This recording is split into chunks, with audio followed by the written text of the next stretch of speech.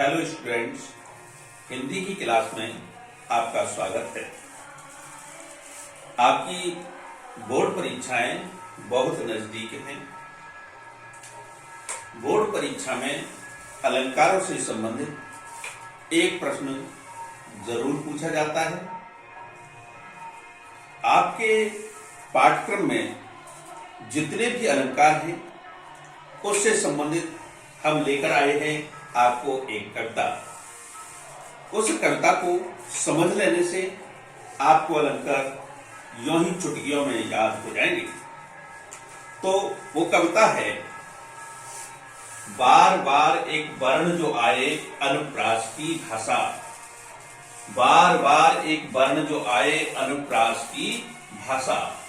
अगर कहीं एक वर्ण बार बार आता है तो वहां पर अनुप्रास अलंकार होता है। जैसे चार चंद्र की चंचल किरणें खेल रही हैं जलथल में। यहां पर च वर्ण बार बार आ रहा है, अतः यहां पर अनुप्रास अलंकार है।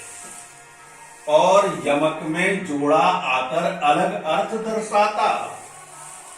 अगर कहीं पर कोई शब्द दो या दो से अधिक बार आए और उसके अर्थ अलग अलग हों तो वहां पर यमक अलंकार होता है। जैसे कनक कनकते सौगुनी, मादकता अधिकार, या खाए बोराय जगवा पाए बोराय। और श्लेष में एक शब्द के अर्थ अनेकों भाई। जहां कहीं एक ही शब्द के अनेक अर्थ निकलते हैं वहां पर श्लेष अलंकार होता है। जैसे सुवर्ण को खोजत फिरत कवि व्यभिचारी चोर। यहां सुवर्ण शब्द के तीन अर्थ हैं। कवि के पक्ष में सुंदर वर्ण, व्यभिचारी के पक्ष में सुंदर रंग और चोर के पक्ष में सोना। अतः यहां पर सुवर्ण शब्द में श्लेष अलंकार है। अतिशयोक्ति में बढ़ा चढ़ाकर छोटी बात बताई। जहां किसी छोटी सी बात को इतना बढ़ा चढ़ाकर बताया जाए कि लोक मर्यादा ही समाप्त हो जाए, वहां पर अतिशयोक्ति अलंकार होता है। जैसे हनुमान की पूंछ में लगनन पाई आग, लंका सारी जल गई गए निशाचर भाग।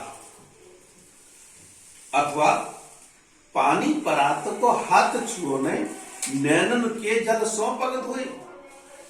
पानी परात का हाथ से छुआ नहीं और आंखों से इतना पानी बहा के पैर ही धो दिए। श्री कृष्ण जी ने सुदामा जी के पैर अपनी आंखों के आंसुओं से धो दिए। तो यहां पर अतिशयोक्ति अलंकार है। उपमेय उपमान एक रूप मानकर, रूपक की परिभाषा। जहां पर उपमेय और उपमान एक रूप हो जाए वहां पर रूपक अलंकार होता है। जैसे चरण कमल बंदौ हरिराई। यहां चरण कमल में एक रूपता दर्शाई गई है, अर्थात यहां पर रूपक अलंकार है।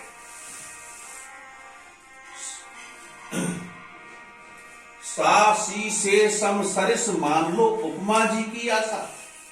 अगर कहीं काव्य में सा सी से सम सरिस शब्द समानता के अर्थ में या तुलना के अर्थ में दिखाई दें तो वहां पर उपमा अलंकार होता है। अर्थात जहां उपमेय में उपमान की समानता या तुलना की जाती है वहां उपमा अलंकार होता है। जैसे पीपर पात सरिस मन डोला। पीपर पात सरिस मन डोला। यहां पर सरिस शब्द का अर्थ है समान, यानी पीपर के पत्ते के समान मन डोलने लगा। अर्थात यहां उपमा अलंकार है। उत्प्रेक्षा संकेत समझ लो, मन मानो जन जानो। जहां पर मानो मानो जानो मानो जानो ये शब्द आए वहां उत्प्रेक्षा अलंकार होता है। जैसे सोहत ओढ़े पीत पट श्याम सलोने गात, मानो नीलमन शैल पर आतप पर्यो प्रभात। यहां पर संभावना व्यक्त की गई है मानो शब्द के द्वारा कि मानो ऐसा लग रहा है, तो यहां उत्प्रेक्षा अलंकार है। जब किसी में अन्य का भ्रम हो, भ्रांतिमान पहचानो।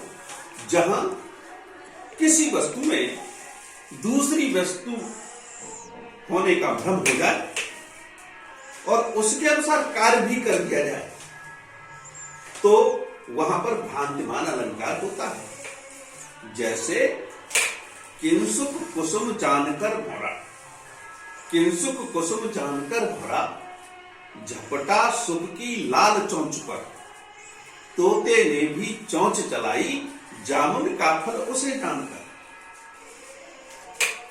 किंसुक का फूल समझकर